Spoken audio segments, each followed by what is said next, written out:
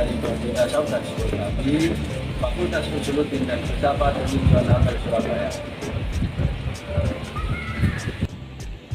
Halo, perkenalkan nama saya Esti Jamila dari Prodi Pengembangan Masyarakat Islam Fakultas Dakwah dan Komunikasi.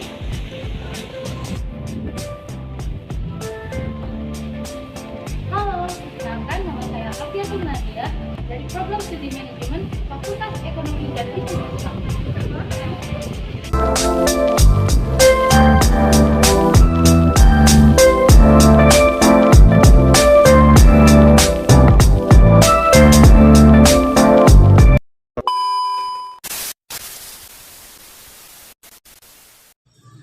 Pendidikan menjadi salah satu faktor penentu keberhasilan dalam mencapai cita-cita dan tujuan dari sebuah negara.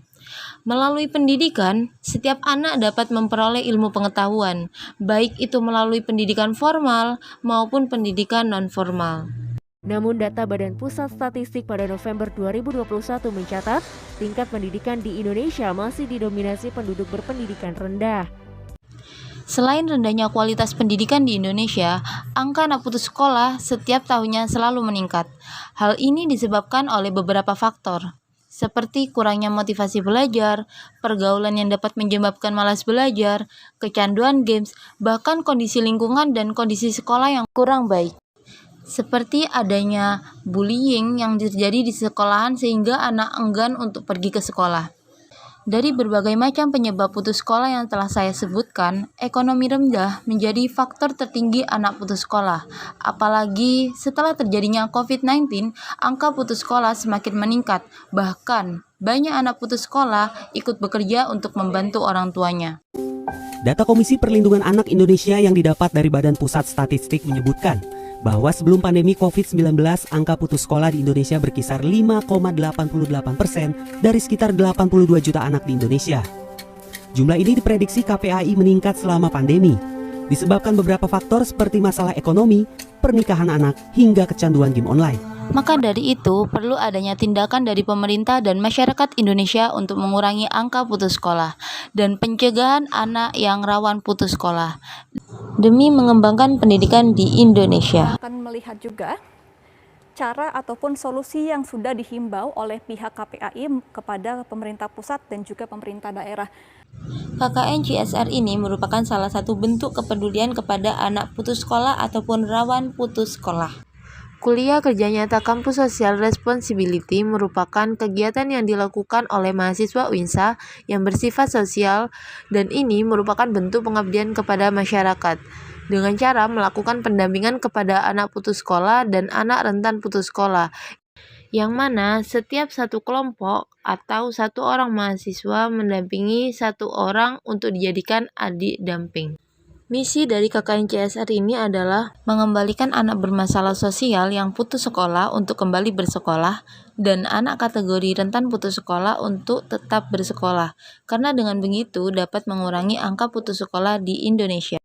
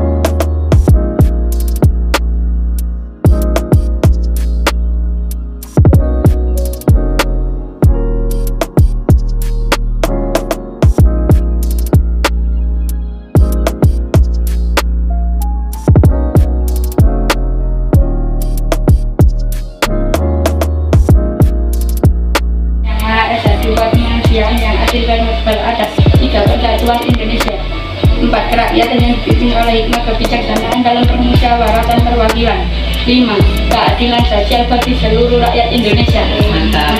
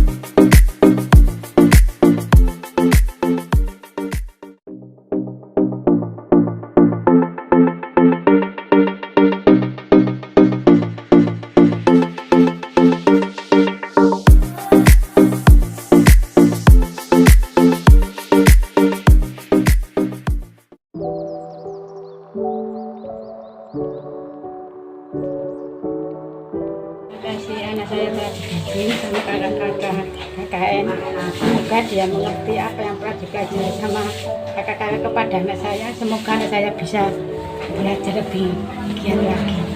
Terima kasih. Terima kasih atas bimbingannya selama 1,5 bulan saya sangat terbantu untuk bimbingannya, dan sekali lagi terima kasih untuk bimbingannya. Semoga kedepannya bisa lebih baik.